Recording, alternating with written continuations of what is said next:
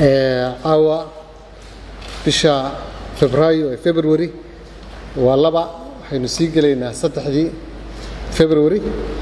waxa aynu joognaa magaalada Samareeb waxaan rabaa halkan inaan ka soo jeediyo fariin ku saabsan shirkii madaxweynuhu iclaamiyay Samareeb in furitaankiisii iyo hawshiisii inaan halkan shacabka Soomaaliyeed la wadaago halka wax maraya intaanan taagelin horta waxaan rabaa inaan bahda saxaafadda oo runtii caawadan استنبيه هاي وديارسنا إن أنو مهد عليو لما أنتي ومهدسنتين بهذا ورباهنتا وحن كلام ربا إن أنو مهد عليو وشعب كصوماليا نوشيغو مدحدا قل مدوك وجوه الريو مدحويني أحمد عبد الكاري قرقر مدحويني كحجين كيد لما قدوميها كلها برلمان كقعل يو اللي بعنا ده يقولها وسيفدو سدي قيمها لهيد نوسو دويين labadii maalmood ee magaalada joognay waxa kale oo rabaa inaan u mahad celiyo shacabka reer Galmudug dhamaantood meel ay joogaanba gaar ahaan reer Samareeb oo xil gaar ah iska saaray wufuudan culus ee ka socota dawladda federaalka iyo dawladaha xubnaha ka ah ee maamul goboleedyada waa shirkii afraad ee magaaladan lagu qabto magaaladan waxay astaan u tahay samaha suluxa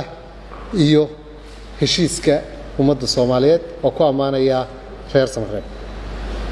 waxaan kala rabaa inaan u mahad celiyo madaxdii dalka ee gobolka Timi iyo state-ka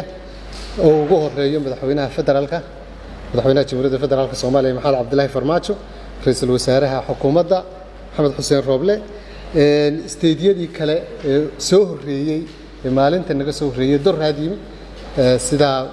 madaxweynaha koonfur galbeed Cabdicasiis Lafta Gareen madaxweynaha Hirshabeelle Guudlaawe iyo gudoomiyihii gobolka Banaadir oo isaguna maanta na soo gaaray waxa kale oo runtii iyaguna maanta yimi madaxweynihii Jubbaland Axmed Maxamed Islaam Axmed Madoobe waxa kale oo isna galabta soo gaaray magaalada Samareeb madaxweynihii Puntland Saciid Cabdilaahi Deni intaasi waa warbixinta aan rabo inaan siiyo dadweynaha Soomaaliyeed meel kasta ay joogaan dhammaan madaxda Timi haday heer federaal tahay iyo haday heer maamul goboleed tahay ba aad iyo aad u mahadsan ku talgalka shirku wuxuu ahaa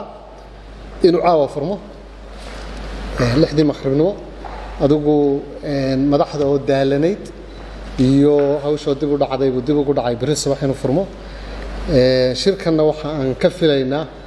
inuu noqdo ayadaad la ayadayo shirkii 17 Sebtembar xamar ku soo gabagaboobay ee lagu gaaray go'aamada doorashooyinka iyo horsocodka dalka bari subax oo kulay saxaafadda halkan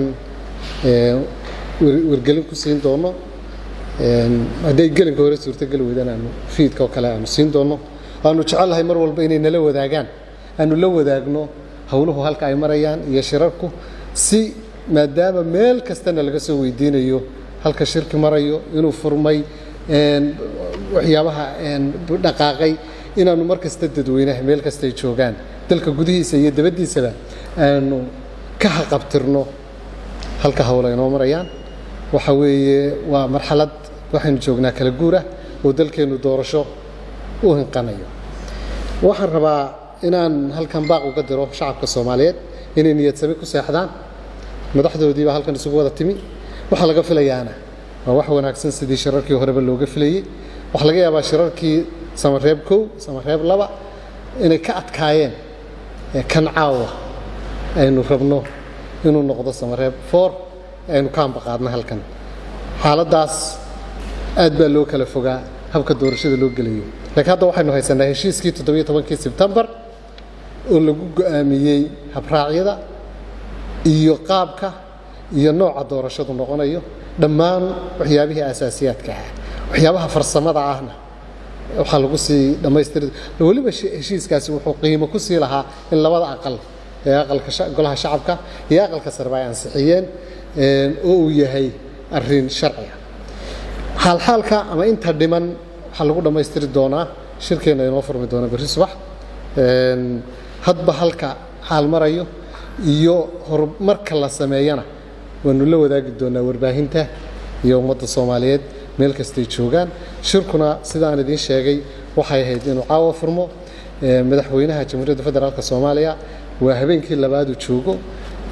runtii shirka uu ku baaqay uu isugu yeeray xubnaha dawladaha xubnaha ka ah dawladda federaalka waxay ahayd in dalku hore u socdo doorashadiina la qabto lana dedejiyo doorashada oo ah asaaska dimuqraadiyadda dalka runtii madaxweynuhu aad buu u mahadsan yahay horeba geed fadhiba uu ahaa haddana waxa muuqata inuu geed fadhi yahay oo uu rabo in dalka doorasho ka dhacdo runtii intaasaan rabaa inaan ku soo gabagabeeyo kelmadahan kooban madaxda kale ee aan caawa shirka ka soo qayb gelin waxaan rajaynayaa inay biri subax nagala soo qayb gali doonaan si shirku u dhaqaaqo waa mahadsantihiin